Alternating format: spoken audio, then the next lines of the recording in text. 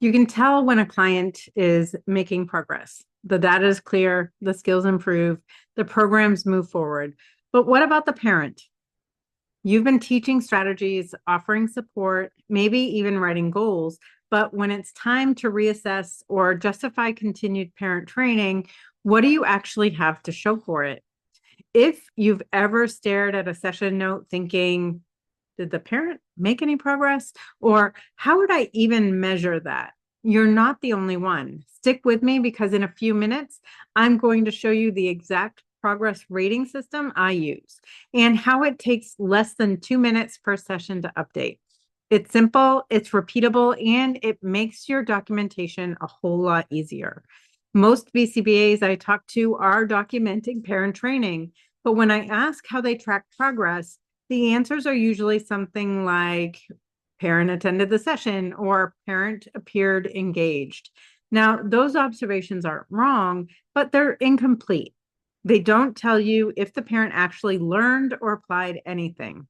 It's kind of like writing a client note that says the client showed up and seemed interested. Not exactly convincing. And yet, that's how a lot of us are tracking parent participation. So it's no surprise that reauthorizations become a scramble. Goals feel vague, and parent sessions sometimes turn into simple check ins instead of real coaching. But here's the thing, you can track parent progress just like you track client progress in small, teachable steps. So let's talk about what those steps are. You don't need a complicated system or a fancy data platform, but you do need to be clear on what progress actually looks like. And in my experience, it usually shows up in three ways: knowledge, implementation, and generalization. So let's start with knowledge. This is where you're checking whether the parent understands the strategy, not perfectly, just enough to talk about it in their own words.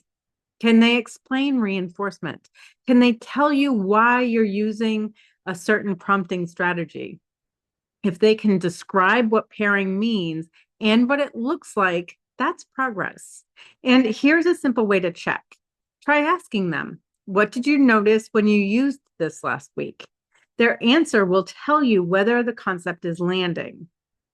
Actually, one thing I like to do is add a reflection prompt right at the start of the session. It only takes a minute, but it helps you track what the parent's actually learning, not just what you taught them. So, next is implementation. This is probably the one most of us default to. We look at whether the parent is actually trying the strategy. But here's the key: the goal isn't perfection, it's participation. Ask yourself, did they attempt it? Were they open to feedback? Did they give it another try after you modeled it? Maybe they prompted during play. Maybe they used reinforcement even with a delay. Those are measurable moments. You don't need a complex system to capture that. A simple scale works just fine. Something like introduced, attempted, used with support, and used independently.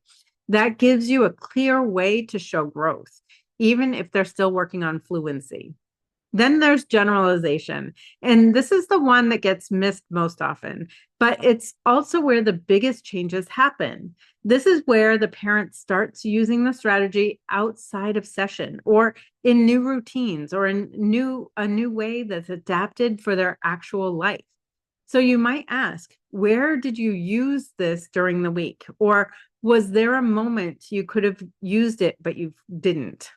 These kinds of questions give you insight into how well the parent is carrying the strategy forward, not just rehearsing it with you.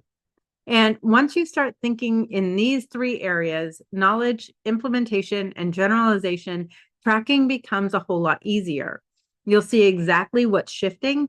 And just as importantly, you'll start to see why some strategies stick better than others. So now let's talk about how to actually track it without creating more work for yourself. Because let's be real, most of us aren't avoiding parent data because we don't care. We're avoiding it because we're already overwhelmed, and adding a new system just feels like too much. Here's how I keep it simple in my own sessions. First, I use a 5-point scale. It's nothing fancy, just enough to stay consistent. And here's how it works.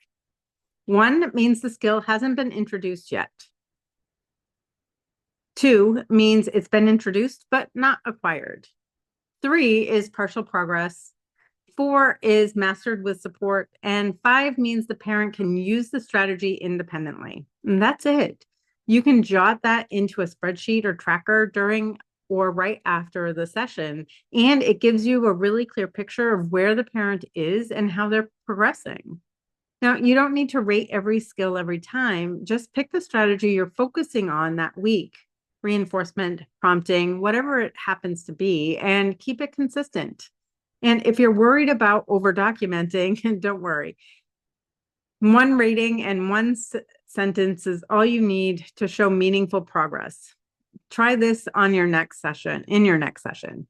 After the parent uses the strategy, just jot something like the parent modeled least to most prompting with fading support. And this was their second attempt. Or say something like parent reported using reinforcement independently at bedtime, shared reflection on what worked well. You can even build yourself a little bank of phrases to pull from, kind of like a cheat sheet. Now, here's something else to think about. If you're using a platform like Central Reach or Catalyst to collect parent data, that's fine. But keep in mind, if you link those goals to the client's program, your RBT might actually see them and might even start collecting data without realizing that it's a parent goal, not a client one. And that can get kind of messy. The better option is to use a separate spreadsheet or tracker just for the parent data. It keeps that boundary clear. And if you set it up right, it can even graph the parent's progress over time. If you're using something like the Achieve Planner, it'll do that for you automatically. But even if you're building your own system, a basic spreadsheet with your goals and a column for scores will get the job done. And here's the last piece. Make this a routine, not just a project.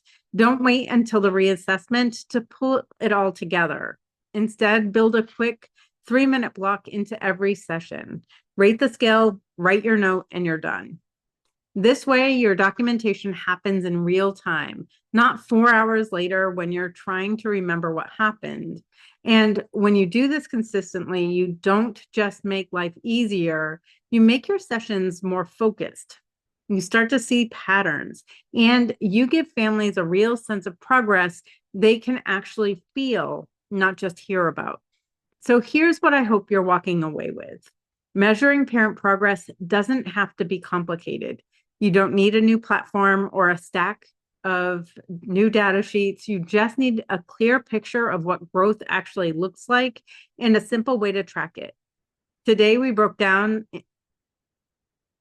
all of that down into 3 areas: knowledge, implementation, and generalization. We walked through a 5-point rating system, easy narrative notes, and simple ways to collect data without adding more work to your plate. And now you've got what you need to make parent progress visible to funders, to yourself, and most importantly, to the family. But if you're still thinking, okay, I can track it, but what if the parent isn't actually showing up or they're not using the strategies?